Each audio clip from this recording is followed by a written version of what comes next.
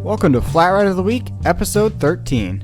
Today we originally planned to do a video on the Monster/Octopus, but due to how much history those rides have and the lack of footage out there, we've had to postpone that till next week.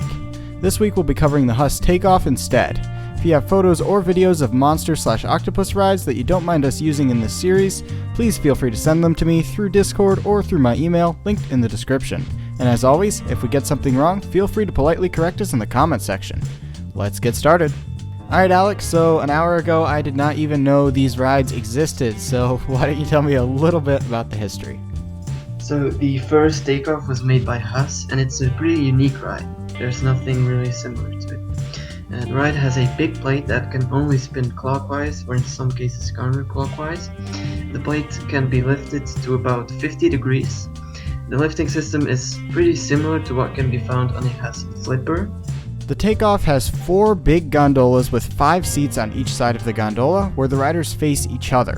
The gondolas can spin both clockwise and counterclockwise, and when the gondolas spin the same direction as the main plate, apparently, you get some insane G-forces, recorded up to 4 Gs, which is pretty intense. I mean, was it sustained? I mean, you've ridden this thing. Is it like sustained 4 Gs, or is it just...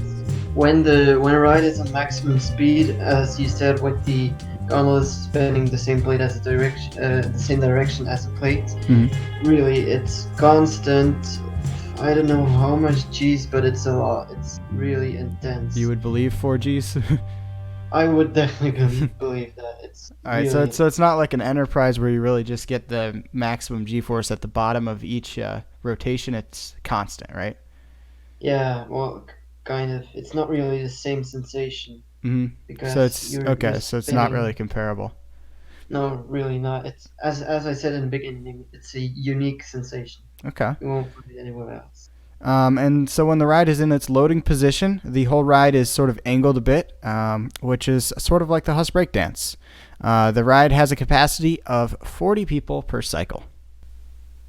The first Takeoff debuted in 1993 on the German fair circuit. It was available as both transportable and permanent version, and it's sadly not in production anymore. 9 Takeoffs were built by Huss, 7 of them were built as transportable version, and 2 of them were permanent.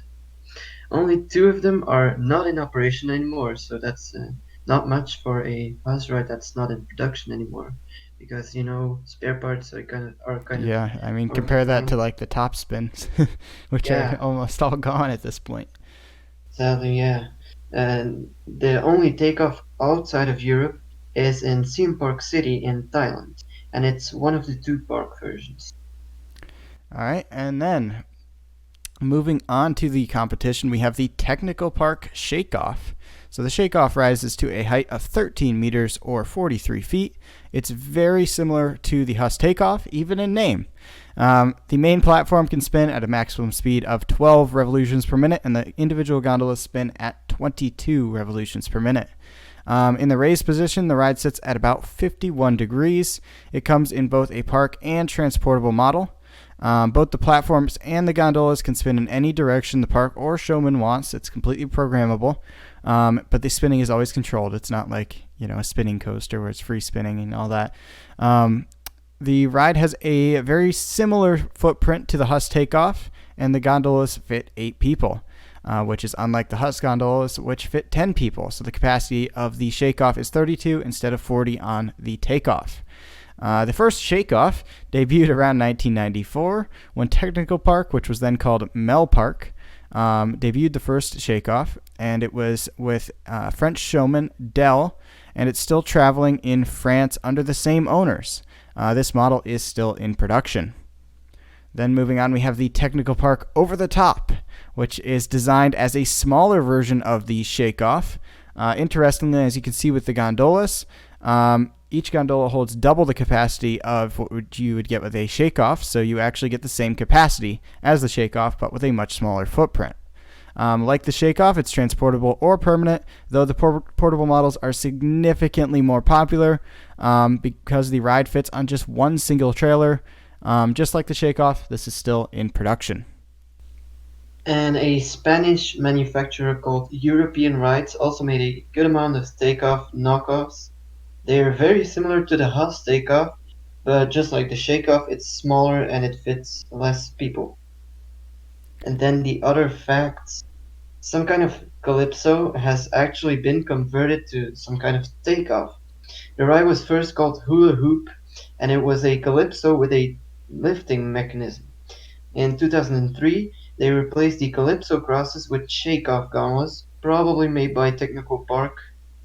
It's a unique ride because, unlike other Shakeoffs, this blade only tilts up to about 10 degrees. Alright. So it's a very unique ride. You can For only sure. find it in France and These are just USA. weird rides. I'm telling you. It's so weird as an American because I didn't know these existed. Yeah, they're very. I'm not sure if there's any takeoff. Like, there's surely not any bus takeoff in the US, but there Yeah, I might think you be mentioned when we were writing the script that there might be a takeoff in the US, but a again, shakeoff. or shake-off, yeah. Over Shake-off, the- takeoff. They're so similar. Yeah, like Technical Park is kind of known for their kinds of knockoffs. Yeah, it seems Yeah. like it. Yeah.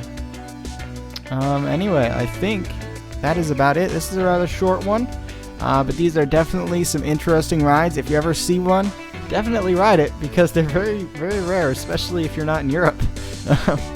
And I guess there's one permanent one in somewhere in Thailand. Asia, Thailand, yeah.